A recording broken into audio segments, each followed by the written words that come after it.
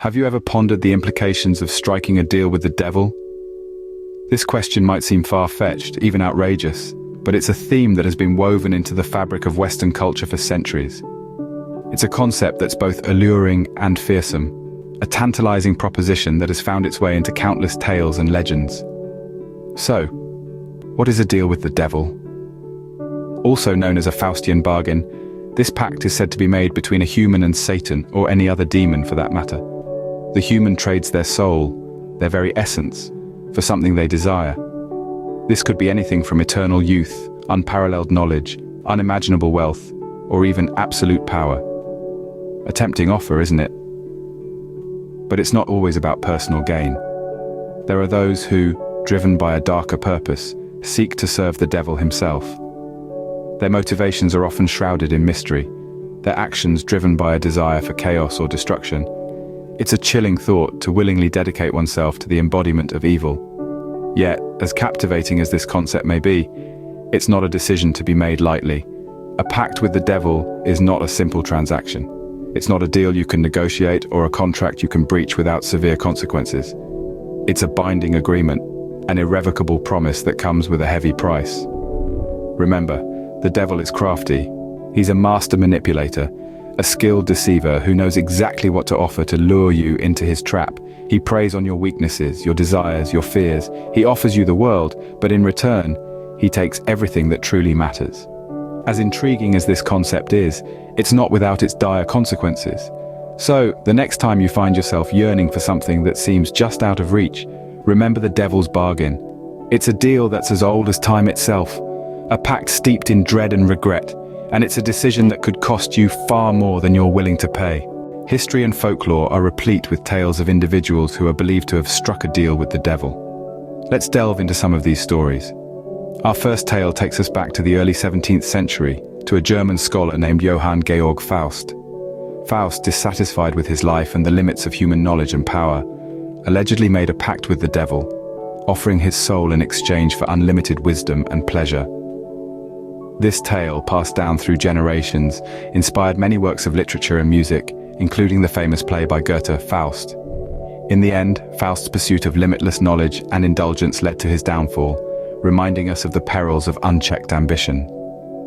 Moving forward in time, we come to the story of Robert Johnson, a blues musician from the Mississippi Delta.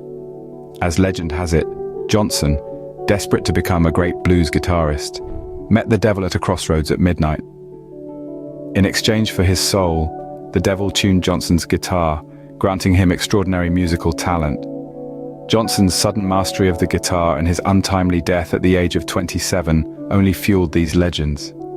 His music continues to inspire musicians worldwide, but his story serves as a chilling reminder of the price one may pay for instant success.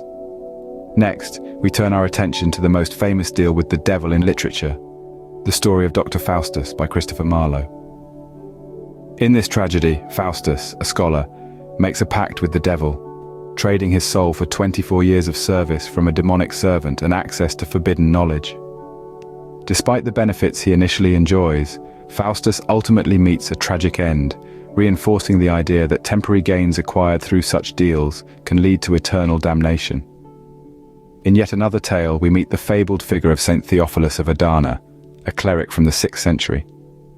Theophilus, regretting his decision to reject a position of bishop, made a pact with the devil to regain his position.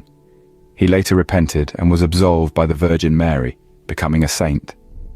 His story, however, serves as a potent reminder of the dangers of letting ambition cloud our judgment. Our final story brings us to a more modern figure, the famed violinist Niccolo Paganini. Known for his extraordinary skill, Paganini was rumored to have sold his soul to the devil to master the violin. His performances were so mesmerizing that many believed he played with the devil's own violin. Despite his success, Paganini's life was filled with personal struggles and health issues, suggesting that his supposed pact may have had its own set of consequences. These stories serve as cautionary tales about the dangers of seeking instant gratification by dealing with forces beyond our comprehension. Whether they are fact or fiction, they remind us of the perils of bargaining with the unknown. After all, as the saying goes, the devil is in the details. What happens when the bill comes due for a deal with the devil? The moment of reckoning, the inevitable fallout from a pact with the underworld. These tales of devilish deals steeped in folklore and mythology share a common thread: the ultimate downfall of those who dare to bargain with the devil. The narrative structure is often the same.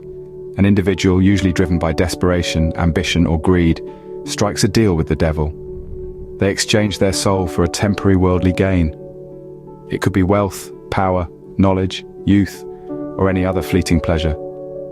But as these stories unfold, we see the dire consequences of such transactions. In these tales, the devil is not just a symbol of evil, but a representation of the human weakness for temptation. He offers what seems like an easy path to fulfill our deepest desires, but at a cost far greater than we can fathom.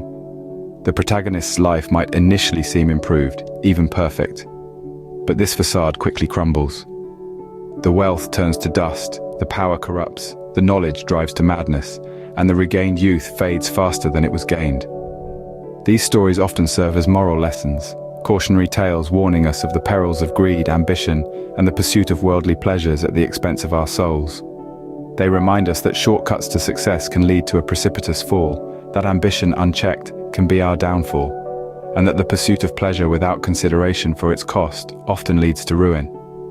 These narratives are not just about fear of the devil, but about the human capacity for self-destruction when we allow our desires to override our moral compass. They remind us that what we might perceive as a blessing can quickly become a curse when we lose sight of what truly matters. In the end, the price paid for a pact with the devil is far too steep.